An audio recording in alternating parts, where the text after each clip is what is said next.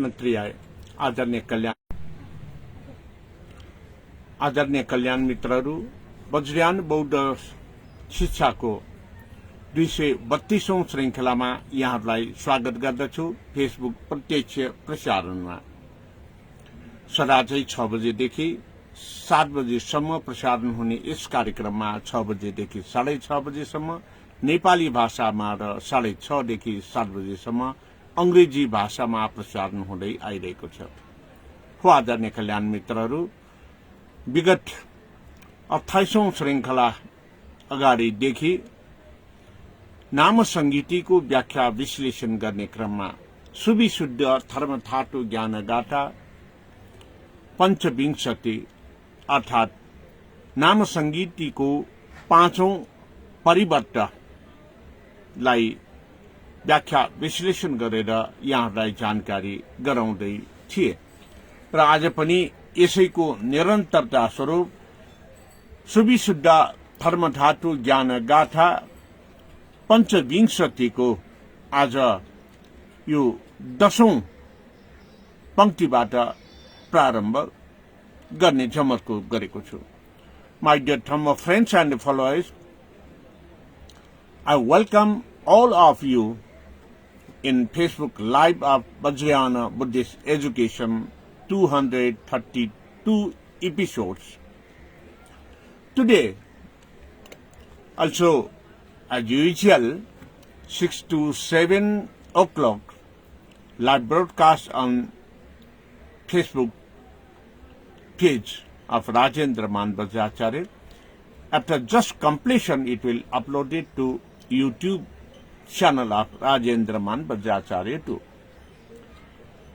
Since 27 episodes, it is live to describe about the Nama Sangiti, and from 40 episodes is continue to describe the 5th chapter of Nama Sangiti, Subhi Suddha Dharma Dhatu Jnana Gatha, and in this, yesterday I have elaborated till 9th paragraph of the chapter. Today I will continue as usual 6 to 6:30 in Nepali and 6:30 to 7 p.m. Nepali Standard Time in English. So please stay in 6 to 7 p.m. program of Vajrayana Buddhist Education. First of all, I would like to describe it elaborately in Nepali language. आदरणीय कल्याण मित्रहरू, आज 232औं श्रृंखलामा प्रवेश गर्दाखेरि सुविशुद्ध धर्मधातु ज्ञानगाथाको यो 10औं पंक्तिलाई व्याख्या विश्लेषणबाट प्रारम्भ गर्न गइरहेको छ। अभिवर्तीको हेनागामी खड्ग प्रत्येक नायक नाना निर्यान निर्यातो महाभूतैक कारण। यो 10औं पंक्तिमा छ भने 11औं पंक्तिमा अरंछना श्रवोर्दि बिच्छु वितरागो जितेन्द्रिय क्षम प्राप्त भए प्राप्त सिटी भूटो हेना बिला भनेर उल्लेख गरेको हामीले पाउँछौं। अर्थात जब हामीले यी गाथाहरू वाचन गर्यौं र यो गाथाले के भन्छ भन्दाखेरि 10औं गाथाले उहाँ भगवान जो महापरिनिर्वाण भएर जानुहुने भगवान हो, महापरिनिर्वाण पछि उहाँ फर्किनुहुन्न, उहाँ अनागामी हो र उहाँ अहिलेको समयमा एक्लो भए तापनि सबैको हित र कल्याणमा लागि पर्ने श्रद्धेय व्यक्तित्व हो।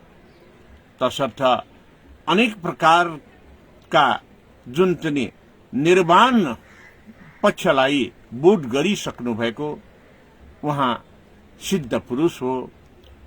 जुन सिद्ध पुरुष उहाँ भगवान शाक्य मुनि बुद्धले पंच महाभूतलाई विजय प्राप्त गरिसक्नु भएको व्यक्तित्व हो भनेर यो 10औं अध्यायमा उल्लेख गरेको कुरा यहाँहरूलाई जानकारी गराउन चाहन्छु। त्यसै गरेर 11औं अध्यायमा उहाँ भगवान अर्हत प्राप्त पनि हो र अर्हत प्राप्त गरिसकेपछि उहाँले सबै क्लेशलाई मुक्त गरी छिन गरेर सबै क्लेशबाट मुक्त भइसक्नु भएको व्यक्तित्व पनि हो। भिक्षु जीवन अर्थात बुद्धत्व प्राप्तिको मार्गमा उहाँ वितराग सम्पूर्ण रागबाट मुक्त भइसक्नु भएको र सबै इन्द्रियहरूलाई जितिसक्नु भएको व्यक्तित्व पनि हो। तसर्थ उहाँ एक कुशल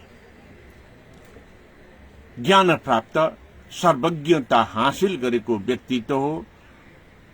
त्यसैले उहाँलाई निर्भय छ, कुनै पनि भयले उहाँलाई छुन सक्दैन र यही निर्भय भएको कारणले उहाँमा एउटा शीतलताको अनुभव हुन्छ र निर्मल निष्कलङ्क को चाहिँ महत्व हुने गर्दछ। तसर्थ आदरणीय कल्याण मित्रहरू, यसरी जब हामी यी कुराहरूलाई बोध गर्दै अगाडि बढ्दै जाँदाखेरि यो अभयवर्तीको अनागामी खङ्ग प्रत्येक नायक नाना निर्यान निर्यातो महाभूतैक कारण जसलाई अझ विश्लेषणात्मक ढंगले व्याख्या गर्ने हो भने पत्तारक मञ्जु घोषको ज्ञानले अनागामी अर्थात फर्केर नआउने गरेर अगाडि बढ्दै गर्नु भएको र प्रत्येक यो चाहिँ महत्वपूर्ण कुरालाई पार गर्दै यो चाहिँ निर्जन मार्गमा प्रस्थान गरिसक्नु भएको महान व्यक्तित्व, जुन चाहिँ महायानको महत्वपूर्ण भूमिलाई पार गर्दै अगाडि बढिसक्नु भएको व्यक्तित्व उहाँ हुनुहुन्छ र यसरी नै उहाँको यो ज्ञानले अज्ञानताका सम्पूर्ण कुराहरूलाई विजय प्राप्त गरिसक्नु भएको व्यक्तित्व हो।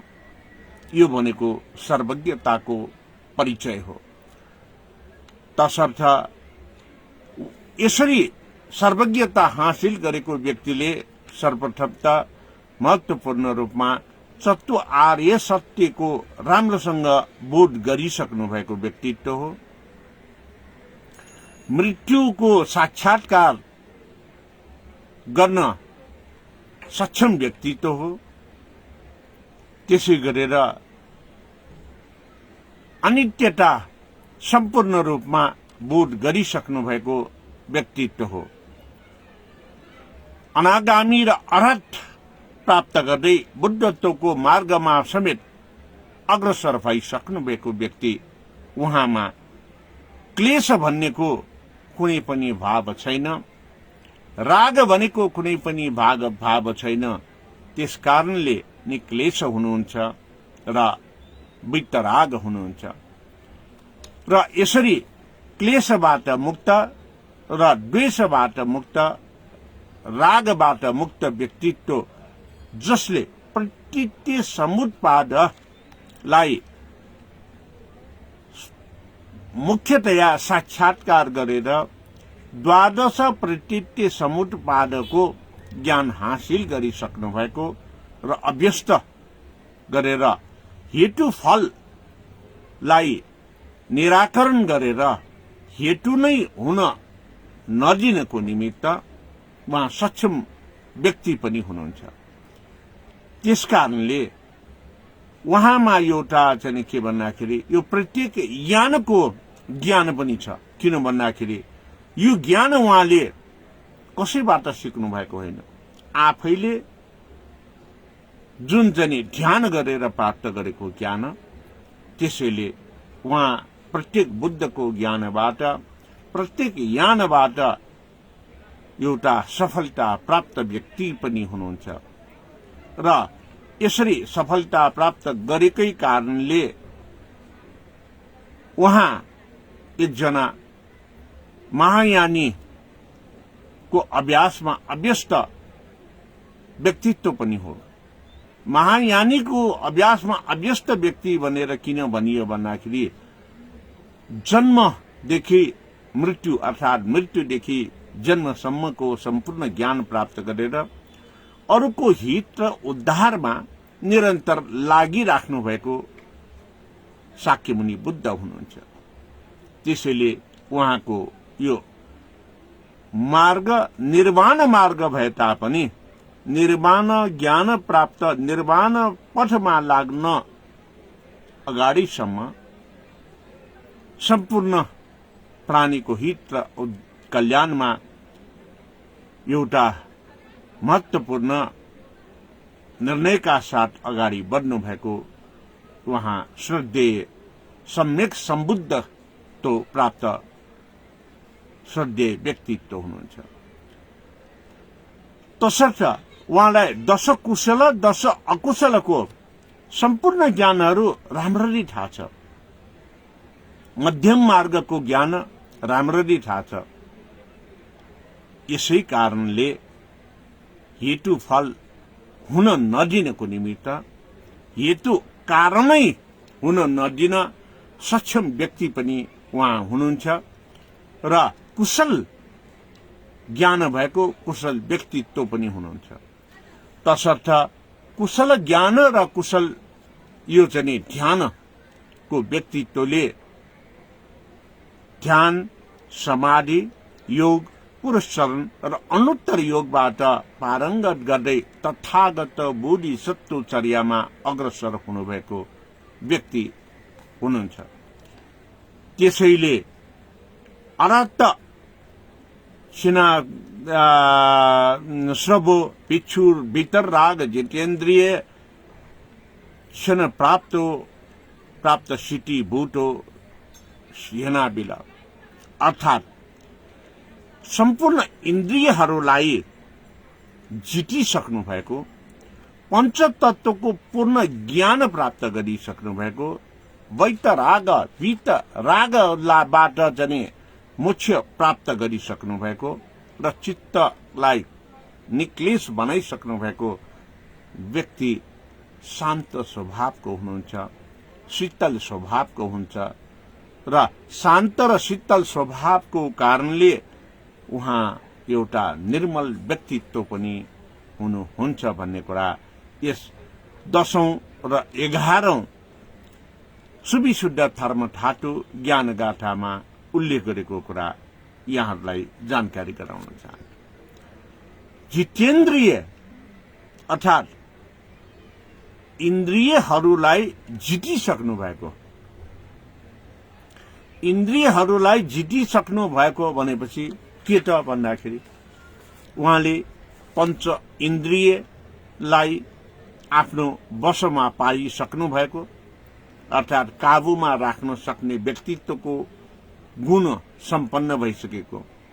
पञ्च इन्द्रिय भनेपछि आँखा इन्द्रिय, चक्षु इन्द्रिय, चक्षु स्कन्धको ज्ञान, नाक इन्द्रिय जुन चाहिँ घ्राण इन्द्रिय, घ्राण स्कन्ध अर्थात् गन्धलाई राम्रोसँग आफ्नो बसमा लिन सक्नु भएको, जीवा इन्द्रिय जिब्रो, जीवा स्कन्ध रस स्कन्धलाई उहाँले जितिसक्नु भएको, त्यसै गरेर शब्द स्कन्ध स्वर स्कन्धलाई पनि जितिसक्नु भएको अथवा यो कानलाई कर्ण इन्द्रियलाई पनि जितिसक्नु भएको, शब्द स्कन्धमा पारङ्गत भइसकेको, त्यसै गरेर जुन चाहिँ स्पर्श हामीले यो शरीरमा यसरी छोएपछि चाल पाउने जुन चाललाई पनि जितिसक्नु भएको, जसले मोह राग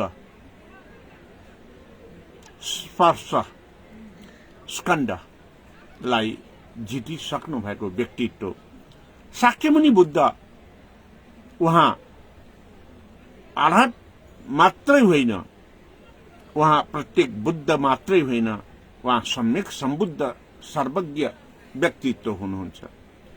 तसर्थ यसरी पञ्च इन्द्रियलाई जित्ने व्यक्तिलाई नै जितेन्द्रिय अर्थात् उहाँको इन्द्रियलाई जितिसकेको भन्ने एउटा महत्त्वपूर्ण सन्देश यो जुन चाहिँ सुविशुद्ध धर्मधातु ज्ञानगाथा पञ्चविंशतिको 11औं पंक्तिमा उल्लेख गरेको हामीले पाउँछौं। र यसरी नै जब हामीले यो नाम संगीति पञ्चविंशति धर्मधातु यो चाहिँ सुविशुद्ध धर्मधातु ज्ञानगाथाको 12औं पंक्तिमा प्रवेश गर्छौं, त्यो बेला के हामीले अनुभव गर्छौं भन्दाखेरि विद्याचरण सम्पन्नम माथि उल्लेख गरेका सम्पूर्ण ज्ञानहरूको कारणले ज्ञानलाई बुद्धिमा परिणत गरेर बुद्धिलाई र ज्ञानलाई आफूले अभ्यास गर्दै अभ्यस्त भएर अनुभव र अनुभूति प्राप्त गर्दै विद्या आचरणमा सम्पन्न व्यक्तित्व हुनुहुन्छ। विद्याचरण सम्पन्नम भनेको विद्या आचरणमा सम्पन्न व्यक्ति। विद्या आचरणमा सम्पन्न भनेको के त भन्दाखेरि आफूले आर्जन गरेको विद्यालाई बुझे, पक्कै पनि बुझ्नुभयो, ज्ञानको रूपमा मैले प्राप्त गरेँ त्यो पक्कै गर्नुभयो, तर त्यसलाई अभ्यास गरेर अभ्यस्त गरेर अनुभव र अनुभूतिको ज्ञान समेत प्राप्त गरेर अरूलाई पनि सही ज्ञान दिन सही दिशा बोध गराउन सक्ने सम्पन्न सर्वसम्पन्न सम्यक सम्बुद्ध हुनुहुन्छ। यसैलाई नै विद्याचरण सम्पन्न भनेर भनेको। अब यस्तो व्यक्ति को हुन्छ त भन्दाखेरि सुगत लोकविदपर। सुगत भनेको सही शासन गर्न सक्ने, त्यसैले शाक्यमुनि बुद्धको शासनलाई सुगत शासन भनेर भन्ने गरिन्छ। र पहिला जुन लिच्छवी राजाहरूसम्म पूर्णतया सुगत शासन पक्षपाती भनेर भन्ने गरेको छ। यो भनेको के त भन्दाखेरि सर्वज्ञता हासिल गरेको बुद्धको ज्ञानको आधारमा देश राज्यलाई सञ्चालन गर्ने राजा भएकोले नै लिच्छवी राजाहरूसम्मलाई सुगत शासन पक्षपाती भनेर भन्ने गरेको हो, जसको कारणले लोकको हित गर्न सधैँ अग्रसर हुने, तत्पर हुने। अब यो लोकहित गर्ने बेलामा जुन काठमाडौँमा नै राजा महेन्द्र मल्लको समयसम्म पनि आएर अर्थात् 1950-55 को सदी यो चाहिँ समयसम्म पनि एकाध बिहानै र साँझै राजा महेन्द्र मल्लले जुन चाहिँ तलेजुको माथि गएर वरिपरि हेर्ने गर्दछ र वरिपरि हेर्ने क्रममा कसैको घरबाट बिहान बेलुका धुवाँ निस्केको देखेन भने त्यो घरमा के आवश्यक पर्यो, के भयो, किन भात पकाएन हेरेर आउनु भनेर जनताको दुःख पीडाको ज्ञान लिने व्यक्तिको रूपमा महेन्द्र मल्ल राजासम्म थिए। यही नै एउटा जनभावनाको कदर गर्ने। जनभावनाको कदर गर्ने भनेको अरूको हित र उद्धारको निमित्त सधैँ तत्पर हुने। यही नै सुगत शासन पक्षपातीको एउटा महत्वपूर्ण लोकहित वित्परको महत्वपूर्ण ज्ञान हो।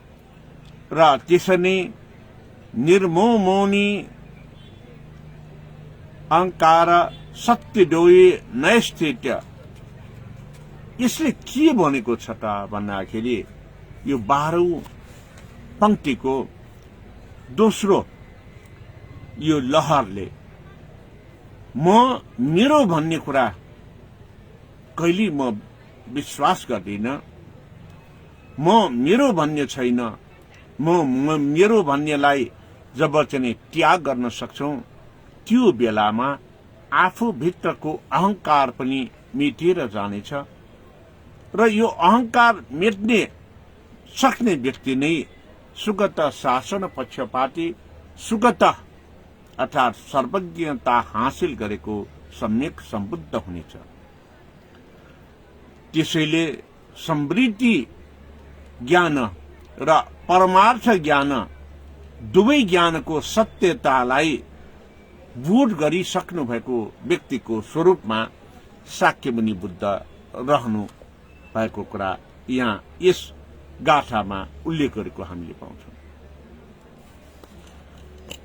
परमार्थ सत्य, समृद्धि सत्य, दुवै ज्ञान अर्थात एउटा भावनात्मक सत्य, सही सत्य, दुवै ज्ञान हासिल गरिसकेको व्यक्ति अर्थात अझ भन्ने हो भने सम्यक दृष्टिले परिपूर्ण व्यक्ति, आचरणमा कुशल आचरणमा सम्पन्न व्यक्ति, सम्पूर्ण सर्वज्ञता ज्ञानले परिपूर्ण व्यक्ति, लोक उद्धारको निमित्त अघि सर्ने व्यक्ति शाक्यमुनि बुद्ध नै थिए। तसर्थ यो चाहिँ कुरालाई नाम संगीति सुविशुद्ध धर्मथाटो ज्ञान गाथा पंचविंशतिको 12औं पंक्तिमा उल्लेख गरे अनुसार यसरी जो विद्याले सम्पन्न, आचरणले सम्पन्न, ज्ञानले सम्पन्न, कार्य उद्धारणको ज्ञान कार्यगत अग्रसरतामा सम्पन्न, लोकको हित उद्धारमा सम्पन्न व्यक्ति हुनको निमित्त म र मेरो भन्ने भावनालाई त्यागेर अरूको हितको निमित्त अहंकारलाई मुक्त गरेर सत्यको मार्गमा मार्गस्थ हुने व्यक्ति हुने गर्दछ। यसरी सत्यको मार्गमा मार्गस्थ हुन सक्ने व्यक्ति अर्हत प्राप्त सम्यक सम्बुद्ध विद्याचरणले सम्पन्न, लोकहितको निमित्त अनुत्तर योगले सम्पन्न महत्वपूर्ण पुरुषको रूपमा शाक्यमुनि बुद्ध रहनु भएको कुरा यहाँ उल्लेख गरेको छ। त्यसैले शाक्यमुनि बुद्धलाई भगवान शास्ता भनेर पनि सम्बोधन गर्ने गरेको हामीले पाउँछौं।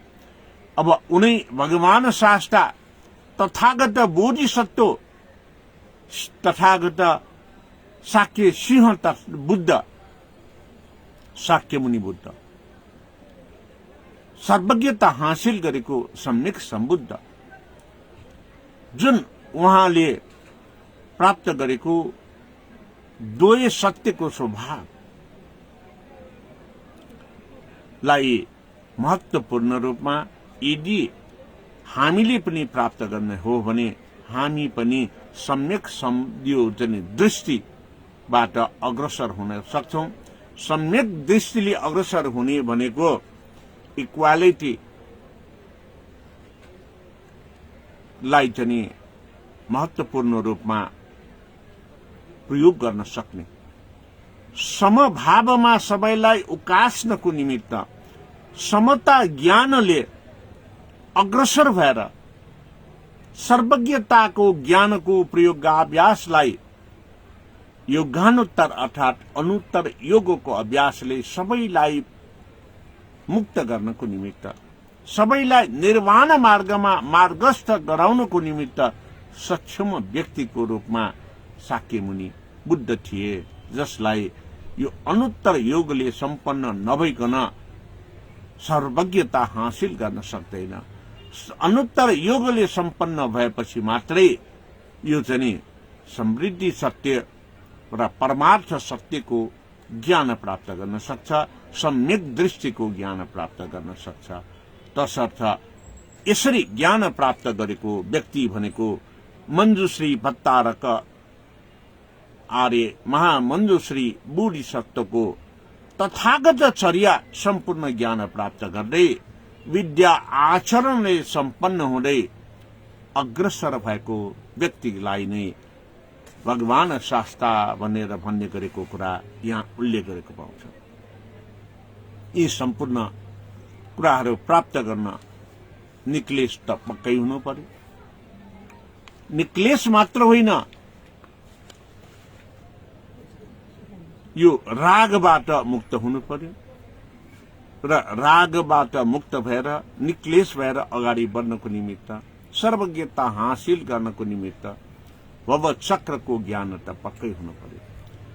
भव चक्रको ज्ञान भनेको के त भन्दाखेरि यो चतु आर्य सत्य, चतु ब्रह्म विहारदेखि लिएर जीवन मरणका कुरा ज्ञानहरू, हेतु फलका ज्ञानहरू प्रत्यक्ष रूपमा साक्षात्कार गरिसकेको व्यक्तिलाई नै सर्वज्ञता भनेर भन्ने गरिन्छ, जसले द्वादश प्रतीत्य समुत्पादको ज्ञान पनि पूर्ण रूपमा हासिल गरिसकेको हुन्छ।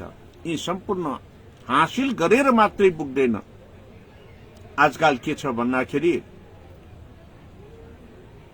पढेर वा चाहिँ अरू गुरुहरूबाट प्राप्त ज्ञानलाई प्रत्यक्ष रूपमा हेरेर ज्ञानले सम्पन्न, गुणले सम्पन्न, बुद्धिले सम्पन्न, तर विवेकपूर्ण ढंगले अगाडि बढ्न नसक्नाखेरि सही सत्मार्गमा अग्रसर हुन नसकिने अवस्थामा धेरै छन्। पढाउन सक्छ, व्याख्या विश्लेषण गर्न सक्छ, तर सो आचरणमा पंच इन्द्रियलाई काबुमा लिन सक्दैन, पंच इन्द्रियलाई जित्न सक्दैन।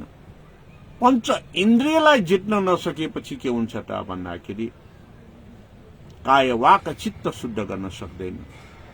ज्ञानी हो, गुणी हो, ज्ञानले सम्पन्न छ, तर अभ्यास नभएको कारणले, स्वयं अभ्यास नगरेको कारणले वास्तविक समृद्धि सत्य र परमार्थ सत्यको ज्ञान नहुँदाखेरि सही ढंगमा अगाडि बढ्न, सार्थकता प्राप्त गर्न सक्दैन, सम्यक ज्ञान प्राप्त गर्न सक्दैन, सम्यक दृष्टि पुर्याउन सक्दैन, पंच इन्द्रियलाई काबुमा राख्न सक्दैन। पंच इन्द्रियलाई काबुमा राख्न नसक्नु भनेको नै पंचस्कन्धबाट टाढा रहन नसक्नु हो। यो भनेको नै क्लेश, राग, द्वेष, मोहले लिप्त हुन पुग्ने हो। तसर्थ आदरणीय कल्याण मित्रहरू, निक्लेश हुन पंच इन्द्रियलाई काबुमा राख्न सक्नुपर्छ, काय वाक चित्तलाई शुद्ध गर्न सकिन्छ। यो तहसम्म पुग्नको निमित्त प्राप्त गरेको ज्ञान र बुद्धिलाई स्वयंले अभ्यास गरेर राम्रा कुराहरू, गर्नै पर्ने कामहरू गर्ने, अरूको हित र उद्धारको निमित्त र अनुसरण गर्ने, अनुसरण गरेकै कारणले आफूले राम्रो नराम्रो छुट्याउन सकिन्छ। यही नै पुरस्चरणलाई पार गरेर अनुत्तर योगमा पुगेर अरूको हित र उद्धारमा लाग्ने। तसर्थ आदरणीय कल्याण मित्रहरू, यसरी हामीले जितेन्द्रिय सम्पूर्ण इन्द्रियलाई जितेर हामी अग्रसर हुन सक्छौं। इन्द्रियलाई जित्न सकेर अग्रसर भएपछि हामीले हेतु फल हुन नदिन सक्छौं। दुःख छ, दुःखको कारण छ, दुःखको कारण उत्पत्ति हुने कारणलाई नै उत्पत्ति हुन नदिने काम गर्यो भने हामी पुनर्जन्म पाएर दुःखमा भौतारिनु पर्दैन, हेतु फलको कारणले भवचक्रमा आगमन हुनु पर्दैन र हामी नफर्किने गरेर निर्वाण मार्गमा पदार्पण गर्न सक्छौं भन्ने कुरा यो सुविशुद्ध धर्मठाटो ज्ञानगाथाको 10औं, 11औं र 12औं पंक्तिमा उल्लेख गरेको जानकारी यहाँलाई दिए। यसपछि अंग्रेजी भाषाको प्रसारणतर्फ लाग्न प्रयत्नरत रहने जानकारी गराउँदै नेपाली भाषाबाट बिदा हुन चाहन्छु। भवतु सर्वमंगलम्। I welcome all my Dhamma friends and followers. Today, Vajrayana Buddhist Education 232nd episode. In Subhishuddha Dharmadhatu Jnana Gatha, 10th paragraph, it is described that अविवर्ती को अनागामी खंगो प्रत्येक नायक नाना निर्यान निर्यातो महाभूत एक कारण।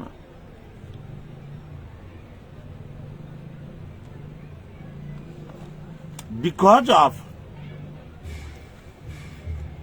these,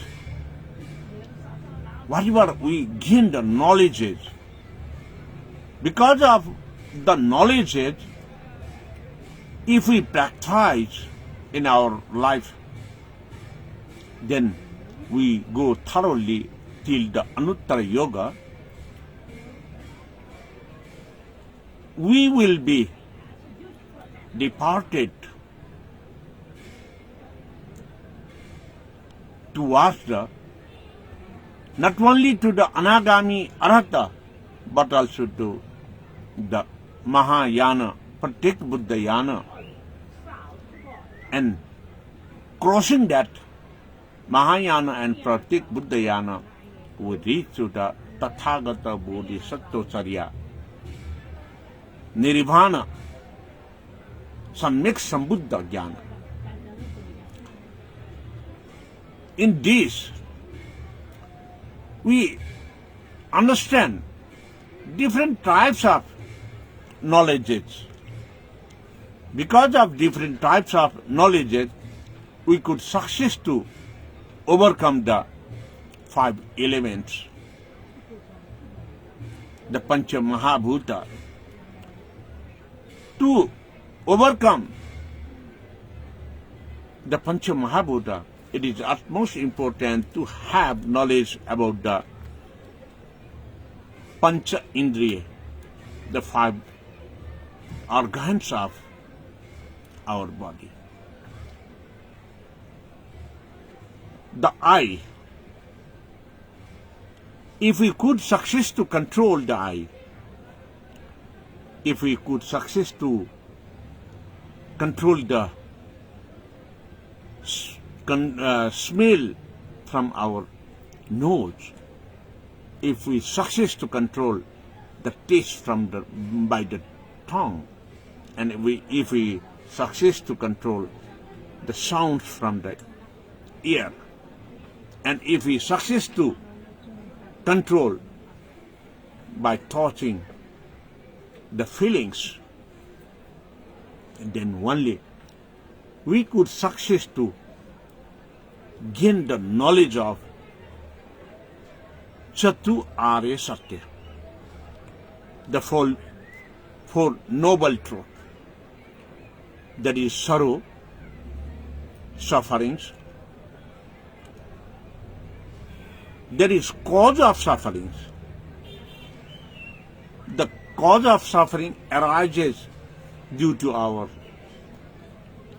uncontrolled actions of our 5 sense organs.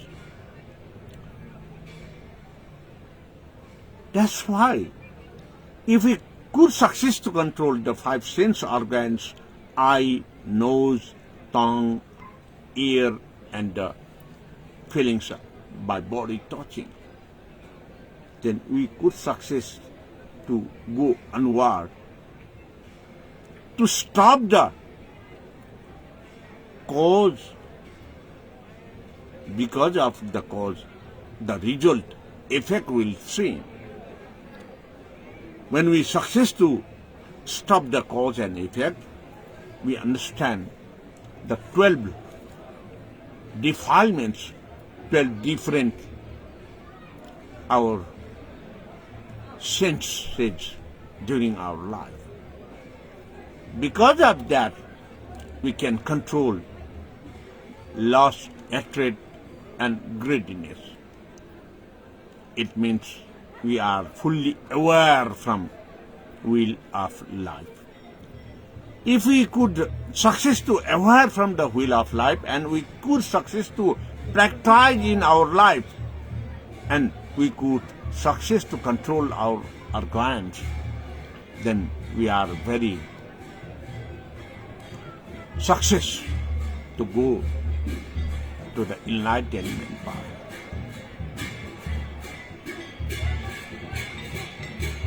The enlightenment path means we success to go onward the Mahaparinirvana, the life of Buddha. So, my dear Dhamma friends and followers, for this, we could learn from the different books. We can learn from by our teachers, gurus. Because of reading the books and getting knowledge from the gurus, the teachers, we will be knowledgeable and wise man. We could success to gain the knowledge and wisdom, but until we practice on the basis of knowledge and wisdom by oneself, we could not understand what is the Samriddhi Satya and Paramartha Satya, the truth in reality or the truth in the imaginary vision. Whatever we see that may not be true, if we go through in action, then only we can feel that is really the truth one, that is really the universal truth one. So in this way, if we could success to understand, we reach from gateway of Anagami Arhat. After that Anagami Arhat position, the level, we will reach to the Mahayana Bodhisattva level. Then after crossing the Purusharan meditation and Anuttara Yoga meditation, will reach to the Samyak Sambuddha level, where our vision are free from any illusion. Our vision and our attachment is free and liberated from our body, our sense organs. Due to liberated from our sense organs, our vision, our mind is very free. At that time, we are in the very peaceful manner. At that level, our face will be very free and peaceful,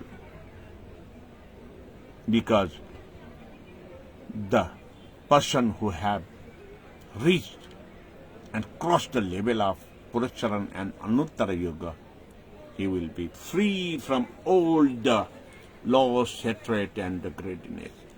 Only he thoughts for the benefits of others, to go on the path of enlightenment, not only go self-enlighten, but also to enlighten all the peoples whom are contacted with him.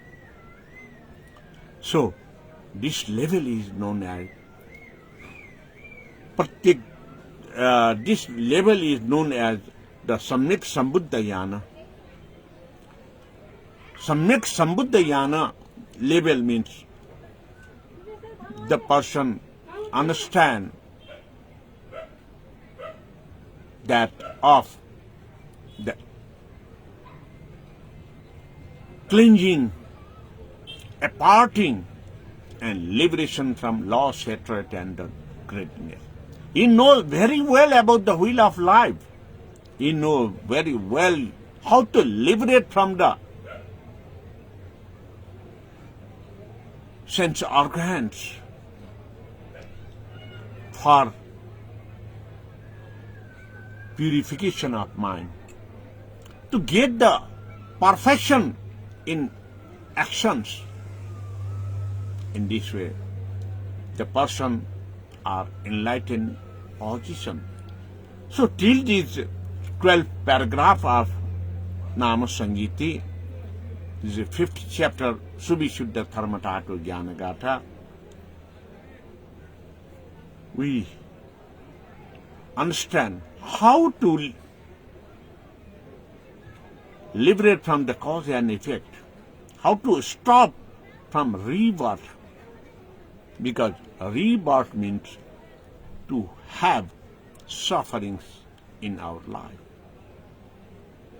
in this miserable world. So, my dear Dhamma friends and followers, in this way we must liberate our sense organs. At a time when we know the Panchaskanda, the actions and rituals, what we understand, what we can realize, the realization is possible because of our free mind. Because of our mind only, it controls the eye, the nose, the tongue, the ear, and the body. With the direction given by the mind, the functions will go in action by the 5 organs. Though the mind is unseen, Chitta, the mind is very sensitive and very fast moving, unseen organ of our body. Chitta, mind. Because of mind, we could feel everything. Because of mind, we do the actions, whether that action is good or bad. Because of mind, when we do the action, our 5 organs will be changed to the karmendriya, the action organ.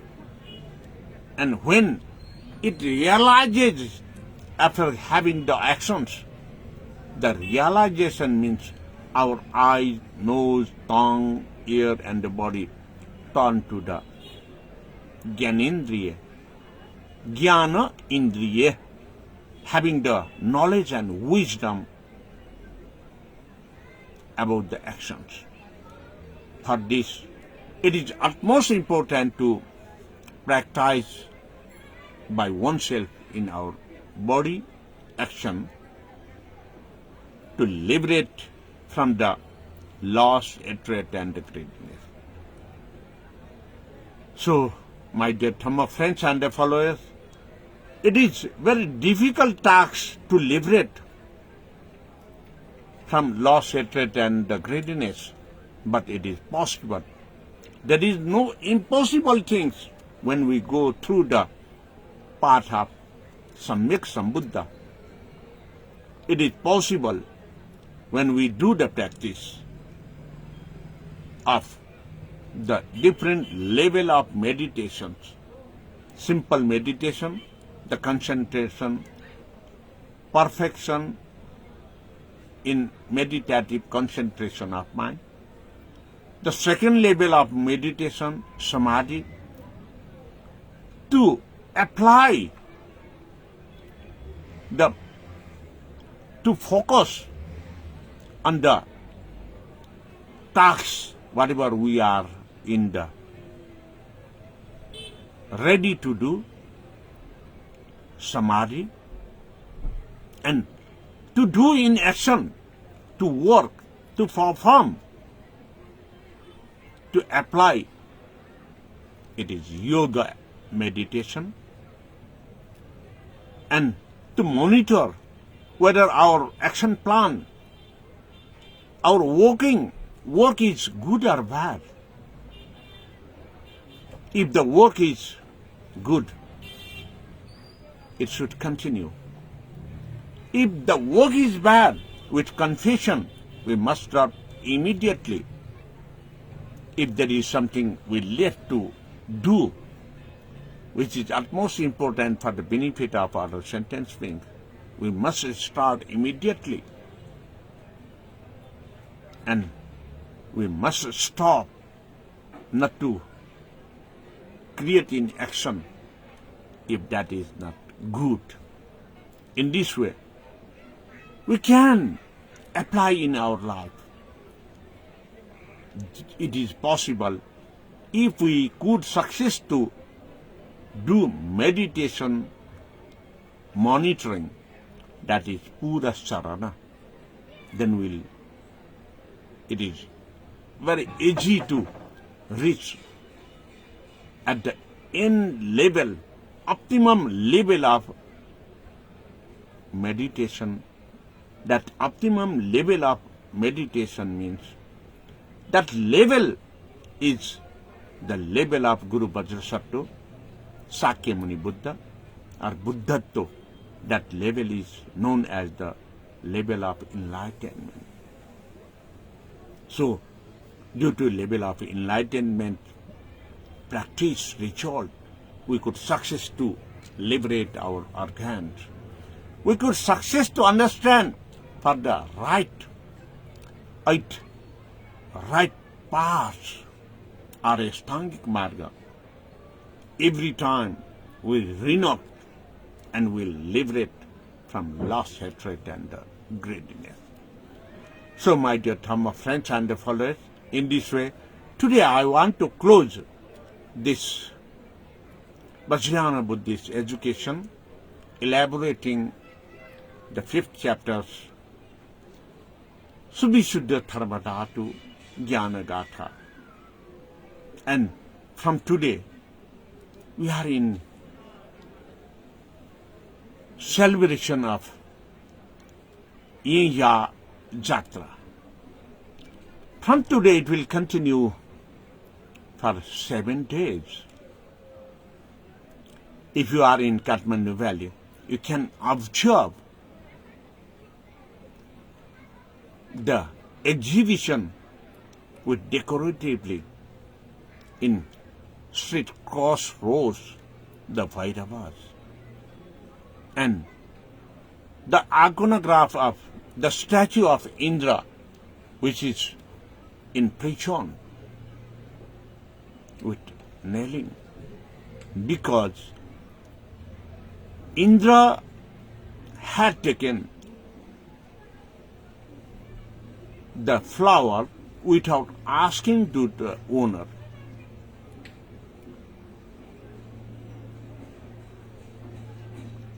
Indra, according to the Hindu mythology as well, Indra came from the heaven to take a flower which is only available at Kantipura. The place is called Kyokyaba. That flower is utmost important to have fasting worshipping of goddess Vasundhara. Goddess Vasundhara represents the earth, the living goddess Kumari, and the goddess for economic system. And Indra had taken the flower without permission of the gardener.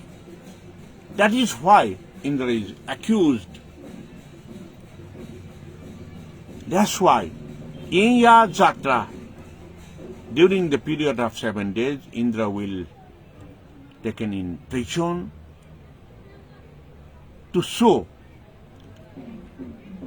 by accusing him not to take whatever is not belongs to him. It is the pride of Sila. In Sila, the goods is not owned by somebody, and if he had taken, it is accused as stealing. So, during the period of Indra Jatra or Eya Jatra, actually it is the main festival of Nepal Mandala, Eya. Nepal Mandala's Kantipura city. Kantipura city is in ancient period known as E. E is also in ancient period it is the sole country. The festival of E is called the Eya Jatra. During that period, Indra stealed without asking to the gardener. He had taken the flower, so he was accused with the thief. From that period, it is also known as Indra Jatra. Indra was shown in the street corners as a prisoner because he has taken the flower without permission.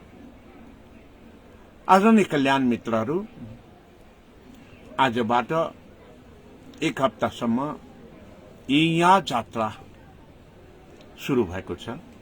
एया जात्राको समयमा अर्थात् अहिलेको कान्तिपुर काठमाडौँको जात्रा भन्ने बुझिन्छ र यो जात्रामा कुमारीको रथ तान्ने प्रचलनका साथै हरेक चौबाटोहरूमा वैरवका मूर्तिहरू प्रतिस्थापन गरेर पूजा गर्ने गरिन्छ रक्षकको रूपमा। र ती जुन चौबाटो दोबाटोहरूमा इन्द्रको मूर्ति पनि राख्ने गरिन्छ माथि हाइटमा, र इन्द्रको मूर्तिलाई पञ्चसूत्रका अर्थात् तान्त्रिक विधिले बनाएको पञ्चरङ्गको धागोले बाँधेर राखेको हुन्छ। कारण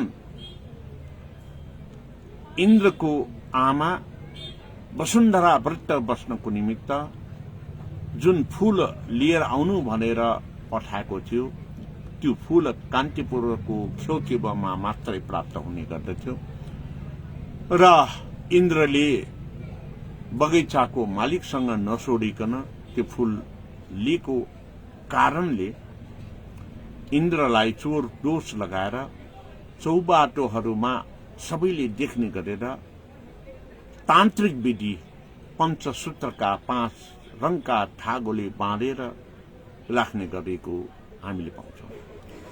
त्यसै गरेर यो सिंह जुन जनलाई यलसिंह भनेर पनि भन्ने गरिन्छ र यो सिंह यलसिंह भनेको जमिनदेखि राख्ने गरिएको हुन्छ र यो जमिनदेखि राखेकोबाट चट्याङलाई प्रतिरोध क्षमतामा चाहिँ राख्ने काम पनि गर्दछ। यसै योसीको मुनि इन्द्रलाई एक प्रकारले नसोरिकन फूल टिपेको आधारमा चोरको दोष लगाएर एक प्रकारले झ्यालखानामा राखेर प्रदर्शन गर्ने प्रचलन पनि छ र यसैलाई इन्द्र जात्रा भनेर भन्ने गरियो। किन त भन्दाखेरि चोर दोष लगाएर सबैको अगाडि जात्रा गरेर राखेको कारणले नै यो इन्द्र जात्रा हुन गएको छ। तर त्यसलाई धार्मिक आस्था र धार्मिक मान्यतामा इन्द्र जात्रा भनेर एउटा महोत्सवको रूपमा मनाउने गरेको भनेर प्रतिबिम्बित पनि गरेको महत्वपूर्ण पक्ष पनि हो। योसी जसले यो चाहिँ 32 हातको योसी ठडाउने गरिन्छ, नाला देशबाट यो योसी ल्याएर हनुमान ढोकामा ठडाउने गर्ने प्रचलन छ र यो योसीले एउटा महत्वपूर्ण रूपमा चट्याङ प्रतिरोधात्मक रूपमा काम गर्ने गर्दछ। आदरणीय कल्याण मित्रहरू, यहाँलाई जानकारी नै होला 2-3 दिन अगाडिदेखि यो मौसम पूर्वानुमान महाशाखाले अब चट्याङ पर्ने सम्भावना छ भनेर फोरकास्ट गरेको छ, भविष्यवाणी गरेको छ। हो, योसीले किन प्रतिरोध गर्छ भन्दाखेरि यो अग्लो हुने गर्दछ। योसी जमिनसम्म गाडेको र त्यो योसी पुरै काठ भिजिएको हुन्छ। यसले एउटा विद्युतीय सञ्चार गर्न सक्ने क्षमता हुन्छ र आकाशबाट पर्ने चट्याङलाई यो योसीले आफूले लिएर जमिनभित्र विद्युतीय प्रवाह गर्ने हुन्छ। त्यसैले योसी गाड्ने प्रचलन रहेको कुरा पनि यहाँलाई जानकारी गराउँदै आजको यस कार्यक्रममा यो यहाँ जात्राका महत्वपूर्ण पक्षहरू अनि जुन चाहिँ भोलिको दिनमा कुमारीको रथ तान्ने प्राचीन परम्परा थियो र पछि आएर गणेश र भैरवको रथ समेत तान्ने गरियो र वास्तवमा भन्ने हो भने भोलिको दिनमा रथ तान्ने प्रचलन पछि मात्रै प्रचलनमा ल्याएको हो। प्राचीन समयदेखि कुमारीको रथ तान्ने प्रचलन या पुनी अर्थात योलाको पूर्णिमाको दिनमा मात्रै थियो। योलाको पूर्णिमाको दिनमा थने या भनेर बसन्तपुरबाट रथ तान्दै प्याफल यटखा नरदेवी र टेङ्गल हुँदै असनसम्म पुर्याएर फेरि असनबाट यो चाहिँ वंग बालकुमारी वंग हुँदै यसलाई फेरि पुनः हनुमान ढोका र बसन्तपुरमा फर्काउने चलन महत्वपूर्ण रूपमा यो यहाँको अवधिमा पूर्णिमाको दिनमा तान्ने प्रचलन थियो। तर पछि जुन चाहिँ योलाठो चतुर्दशीको दिनमा पनि कोने या भनेर लगनसम्म तानेर त्यहाँबाट फर्काउने प्रचलन गरियो। त्यसै गरेर कोने याको जुन चाहिँ यो यहाँको 4 दिनमा पछाडि तेस्रो दिन पछाडि नन्चा या भनेर नरदेवीसम्म तानेर फेरि इन्द्रचोक हुँदै भेडासिंह इन्द्रचोक हुँदै यो चाहिँ बसन्तपुर फर्काउने प्रचलन पनि भएको छ। यसरी रथ तानेर जब श्वेत भैरवको गाडी पुर्याइन्छ त्यो बेलामा समय बजी बाँड्ने प्रचलन छ।